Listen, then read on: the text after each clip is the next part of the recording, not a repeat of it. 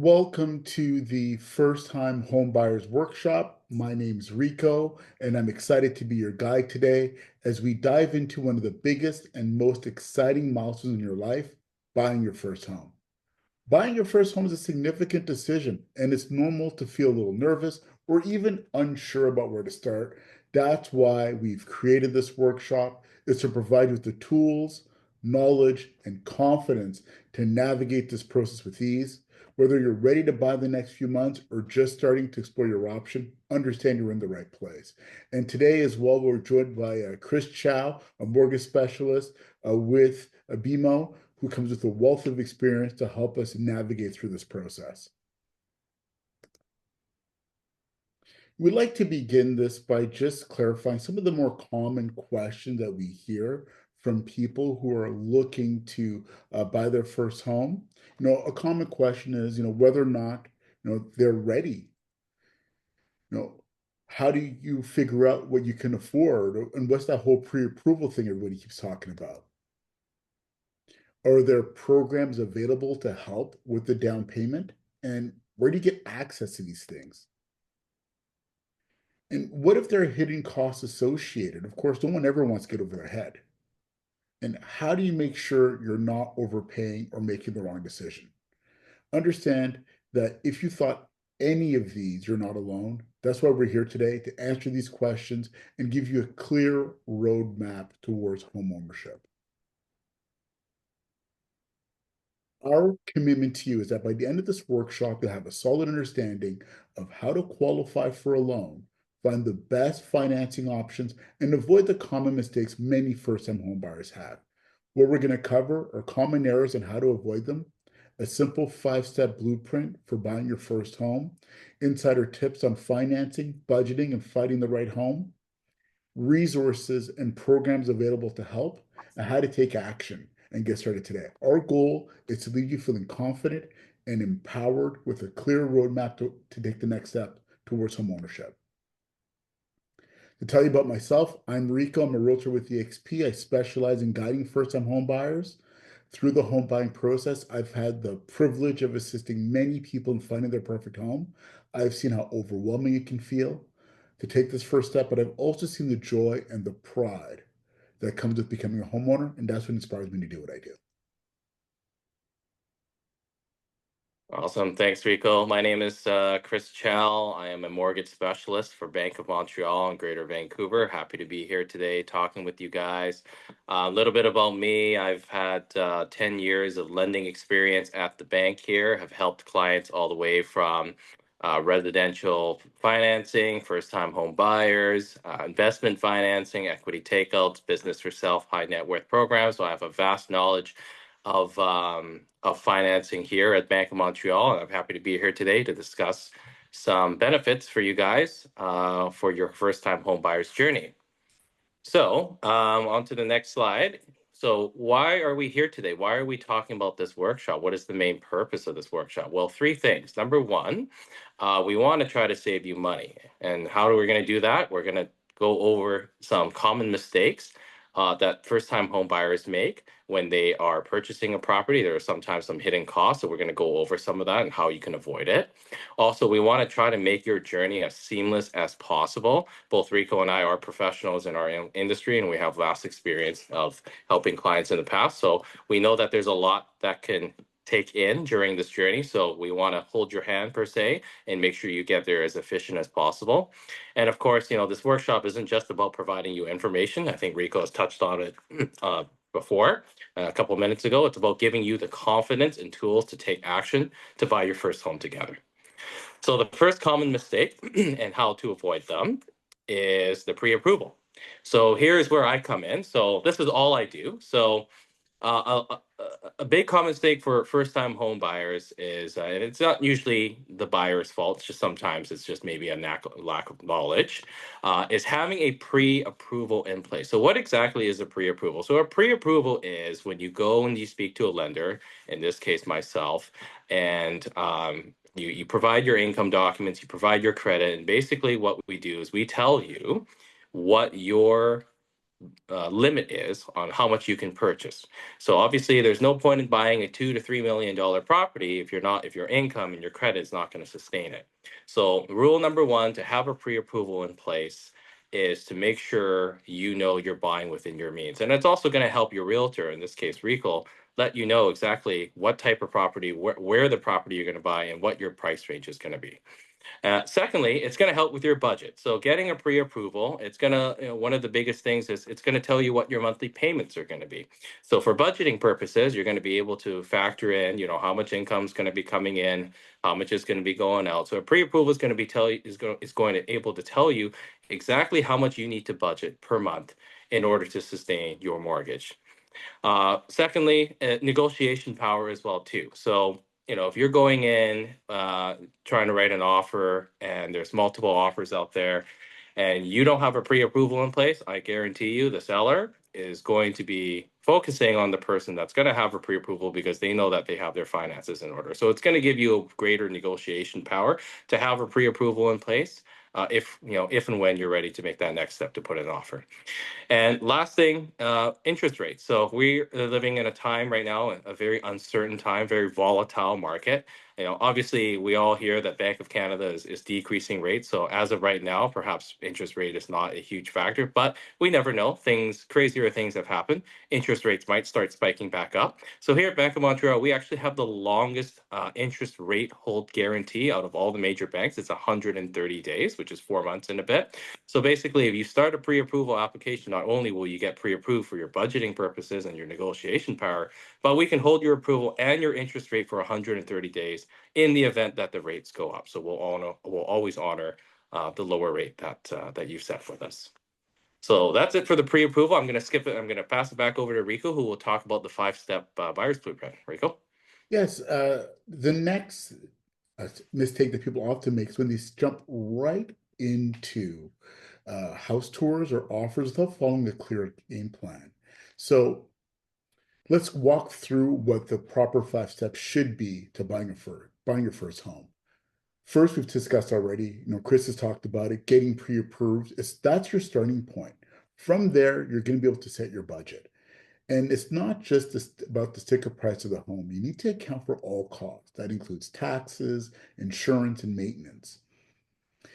And worth a knowledgeable realtor, that's going to be someone who's going to be able to save you money, time, and stress by guiding you through the process and negotiating on your behalf. And together, what you're going to be able to do is define what your priorities are, right? Be clear on what's non-negotiable. Number of rooms, bedrooms, locations, right? What's the nice to have? What's the need to have? The clearer we are on those things, the more defined that we are, the better we can take action, right? In a competitive market, hesitation can mean losing out on a great home. And when you've done the groundwork, you're prepared to make an offer confidently. Now, if you'd like to dive in deeper, I do have a 10-step buyer blueprint, which you can access via the QR code that's on the screen. And Chris, over to you in regards to the government programs. Yeah, thanks, Rico. So some government program. Well, before we get into the government programs, guys, I want to talk about the down payment. So there's a common misconception out there where you have to have 20% down payment of your purchase price. So lucky news here, it's actually not the case. It is recommended that you have 20%. However, 5% is the absolute minimum that you need to have if you want to purchase a property. So, for example, if you're purchasing a $500,000 property, the minimum down payment you need to have is 25,000, and that's 5%. So that is one of the biggest misconceptions is you don't need to have 20%, and that's good to know because not everybody has 100 to $300,000 sitting in their bank account. So if you're looking at wanting to get into the market and you don't think you're quite there, you don't think you're quite meeting that 20% threshold, good news for you. You can put down 5%, which is the absolute minimum. Some other government programs that are out there specifically for the first-time home buyers. So I'll go over them with you. I always like to outline three of them. So the first one being the most important is the property transfer tax. So if you are a first-time home buyer, you do have the option to, or sorry, it's not you have the option, you are exempt from the property transfer tax, assuming the purchase price of your property does not exceed 835,000. So as a first-time home buyer, you do not have to pay that. Secondly, if you have any RSPs kicking around that you want to take out, you can take out of the RSP up to $65,000 without having to pay the withholding tax, assuming you pay back your RSP within 15 years. And then third, we have a new FHSA program or FHSA account where it acts like an RSP and a TFSA. So essentially what it is you can invest in the FHSA up to $40,000. It gives you it's a tax write off. Okay, number one, so it acts like an RSP, and then you can always take it out at any time without having to pay taxes as long as it's going towards your new home. So a lot of programs out there, a lot of government assisted programs out there to help with first time home buyers. It's really really good programs. And again, like Rico said, we're more than happy to go more in depth into these programs through a one-on-one consultation. But yeah, those are the basic ones there. And I'll pass it off to Rico here, who will talk about some hidden costs of buying a home. Thanks, Chris. So yes, it's easy to get fixated on the sticker price of the home, but that's only a part of the equation. There are additional costs like inspections, closing fees, taxes, and ongoing maintenance that can add up quickly. If you're not prepared for these, it can completely derail your budget and add stress to the process. My advice, budget an extra 2 to 5% of the purchase price to cover these costs, and don't be afraid to ask your lender, in this example, Chris, or your realtor for a detailed cost breakdown up front. The more you know, the better prepared you'll be. And the final mistake that we often see is when people overpay for their dream home. This often happens when buyers let emotions take over, especially in a competitive market. Remember, your budget is there for a reason. It's designed to protect you from financial stresses down the road. The key to avoiding this mistake is sticking to your pre-approval budget, working closely with your realtor. They can help you analyze market trends, price your offer competitively, and negotiate effectively. As we've seen, these mistakes can cost buyers thousands of dollars, but the good news is they're totally avoidable. Clients often tell me they never thought buying a home could be this simple once they had the right plan in place. And that's what this work is all about. It's about giving you tools and confidence to move forward, especially with the additional resources that we could bring to the table between Chris and I. Getting lawyers, notary publics, personalized bankers, commercial financing, financial planners, and contractors in place to help you navigate through that process, right? And of course, have a smooth transition towards homeownership. So what we're offering is a free consultation. Chris, can you explain to the group what they would be getting in their pre-approval consultation with you? Absolutely. So it's like Rico said, it's a free consultation. We don't, or both Rico and I, we don't work our traditional 9 to 5. So we are very, very flexible. So, 7 days a week, anytime you need us, we're available. And like Rico touched on as well, it's a one-stop shop. Okay. So if you need some legal advice or you need to hire a lawyer, we've got a lot of contacts. I've got a lot of contacts within the branch. So if you need a good financial planner, a good branch manager, a good personal banker, we have a lot of. I have a lot of contacts within the branch, and I think Rico's got a lot of contacts as well outside as well with regards to home contractors, painters, all that kind of stuff. So it's a one-stop shop. But the main thing I want to touch on is it's free consultation, 7 days a week, anytime you guys are available. We know that we're busy with work and stuff, so try to accommodate as much as we can, and then we go from there. Perfect. Okay, so some of the more common questions that we hear from people when they're looking to purchase a home, I think Chris, you've already discussed, the importance of pre-approval. Can you jump into what they would require for that consultation? Yeah. So thanks, Rico. So some common questions here. How do I get started with a pre-approval? So Easy, free consultation phone call. We usually do about a 10 to 15-minute introductory phone call or in-person meeting. Basically, what we do there is we figure out what your budget is, we figure out where you want to buy, how much you want to buy, and then we see where it goes with that. And then, secondly, if you wanted to proceed with a formal application, then some income documents will be collected from you, credit checks, again, depending on whether you're self-employed or employed, the income documents might vary. But yeah, that's all part of the process of doing the application. And then, of course, at the end of the day, if things were to change, if, you get a different job or you get a raise in your income or anything like that, pre-approval is not set in stone. It's one of those things where you can change as you go. So, if we do something in March and you decide you want to hold off for a couple months until after the summer or in the fall, no problem. We can always change the pre-approval. It's one of those ongoing things that you can do.